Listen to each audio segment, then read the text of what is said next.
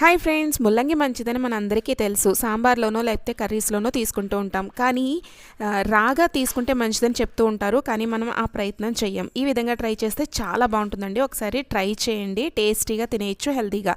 సన్నగా కట్ చేసుకోవాలండి. ఈ విధంగా వీడియోలో చూపిస్తున్నట్లుగా చక్రాలుగా సన్నగా కట్ చేసుకుని దాంట్లో సాల్ట్, నిమ్మరసం, పచ్చిమిర్చి వేసుకుని ఈ విధంగా బాక్స్లో వేసుకుని ఈ విధంగా బాగా మిక్స్ చేసుకోవాలన్నమాట, షేక్ చేసుకుంటూ.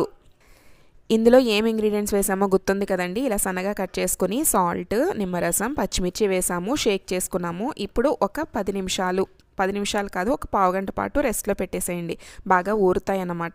ఇప్పుడు టేస్ట్ చేయండి, చాలా బాగుంటాయి, హెల్త్కి కూడా చాలా మంచిది. ఇప్పుడు నేను మా హెల్పింగ్కి వచ్చే అమ్మాయికి అయితే ఇస్తున్నాను టేస్ట్ చేయమని.